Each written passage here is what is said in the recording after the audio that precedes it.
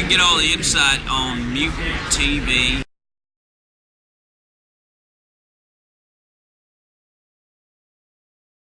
Welcome back, MVP. I'm going to do a follow-up review for True Blood Season 2. This is going to be completely spoiler-filled because basically, if you're not familiar with True Blood, if you haven't watched Season 1, there's no point for you to dive into Season 2 yet. So if you're one of those people, stop this video now, go back, watch Season 1, get caught up, dive into Season 2. But right now, I'm going to discuss Season 2 of True Blood. Okay, my first general thoughts are this. That I think Season 2 is maybe not as good as Season 1. They changed the entire tone of the film. From what I understand, Lafayette was supposed to die at the end of Season 1. He dies in the books. There was apparently a fan outburst where they wanted Lafayette to survive, which I understand because if you watch my other review, I explained that I thought all the that the charming characters was part of the great charm of the show, and Lafayette was easily the most colorful, the most charming, the most exciting character on there, and to kill him off when during Season 1 they already killed off Renee, who's Jason's best friend, who was revealed to be the killer, which I was in total shock over. Killed off Graham, which I couldn't believe. And those were the top 3 most colorful characters. So they let Lafayette survive, but they don't even know why they did that. I mean, they listened to the fans, but they didn't really have a plan for it because Lafayette's character is ruined all throughout Season 2, you know. One thing I do have to point out, one of my good friends pointed out that there are no decent, strong male, black male roles in the show. You have the Eggs character, but he's under the control of Marianne, the Maenad, and all that stuff. So there are actually no positive black male role models in the show. I don't know if that's kind of a subconscious racism on part of the creators of the show, but I don't think so. I mean, they have, you know, their strong female lead with Tara, who's African American, but maybe it's sexism on their part. I thought the show really kind of lost its way because they took Sookie out of Bontemps. They sent her to Texas as part of this mystery, okay? And that was okay. I mean, the mystery thing was all right. It played out all right. All that made sense. But then the rest of the show didn't center around Sookie, and the show always falters when it's not tightly wound around Sookie. I mean, in Season 1, when they did all that exorcist stuff and everything with Tara, and then they came back to say that it was all just a hoax, I mean, it was like, well, why? Why would you even put us through that? Why would you make us watch a full episode of that to come back an episode later and say it was all BS? I mean, I don't know. That was just bad writing. And apparently this whole Maenad plot with Marianne is tacked on from the book series, and it really plays like that because it's just so badly written.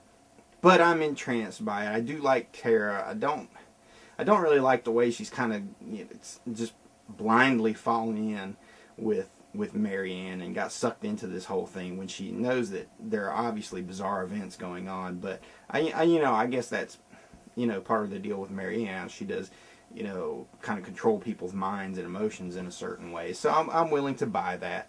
Jason's subplot where he joins up with the Fellowship of the Sun was interesting. I thought it was a bit of too much of a coincidence to have Jason and Sookie both find their way to the exact same, you know, Fellowship of the Sun church out in Texas, you know, all the way from Bontemps. That was just like a little bit too goofy. But, you know, with your writing, you have to get the characters together eventually somehow. So you got to do what you got to do. But that was interesting, setting Jason up where he was looking at the other side, and he could you almost start to wonder, is he going to kind of turn and kind of turn against his sister because she has become, you know, a vampire lover or fangbanger or whatever. But, you know, he kind of redeems himself later on where he rejects it all and goes away from it. And I thought that was okay, but it would have been more interesting to draw them into a real conflict where Jason was really brainwashed by these people and he might have turned on them or whatnot. But that's just me, as you know, trying to write my way through things. You know, I have to learn to let go of those kind of, you know, ideas and expectations and just follow the story that's presented. And the story that was presented is really two different stories. You have the Tara and Marianne subplot. Well, Tara, Marianne, and Sam subplot that goes along throughout the entire course of Season 2. You know, and it's pretty much completely independent of Sookie and Bill's subplot to go investigate the Fellowship of the Sun.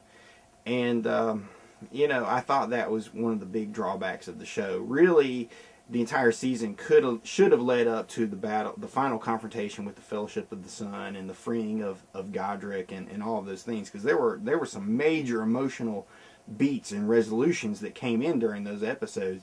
And then it's all over and they go back to Bon Temps. You know, it's like a tacked on climax. It's a false climax, if you will, where they go back to Bon Temps and Sookie and Bill and everybody have to deal with the Maenad. So I don't know. I thought the entire tone of the show really changed. Sookie evolved as a character in that she gained control over her telepathy. You know, through her love with Bill, she was able to gain control of her emotions and kind of become, you know, a confident, self-assured woman, which is what she always wanted to be. So that kind of it changes the tone of the show, where you don't empathize with her situation quite as much, where she's so much of an outcast now. She's more controlled now. I did really like some of the horror elements of season 2. Like the episode where Bill was reunited with his maker, and it flashed back to them in 1920s era Chicago. That was a really great scene where they were both drinking from that woman and then making love in her blood. I mean, that was awesome. That was true Grand Guignol. That was true horror. And, you know, Stephen King or Clive Barker couldn't have come up with anything better than that. So that was really cool. I enjoyed, you know, of course, all the wild sex orgies with all the Marianne and Maenad scenes. I guess that's one thing that makes that entire kind of dead, useless subplot, you know, entertaining. But all in all, I don't like season 2 as much as I liked season 1. But I don't know. I've fallen in love with the characters. I want to see what happens to them. And I'm willing to tune in from episode to episode. So here we are. The last episode of season 2 is this weekend. So I wanted to get this spoiler-filled review of season 2 up for you so that we could all watch it together and then come back here next week and discuss the ending of season 2 and talk about our anticipation for season 3 and what's going to happen then. So thank you for joining me, guys. This is Streebo Magic. I'll see you back at Mutantville.com, and we'll see you right here on Mutant TV. And Mutantville, I'll be keeping my eye on you.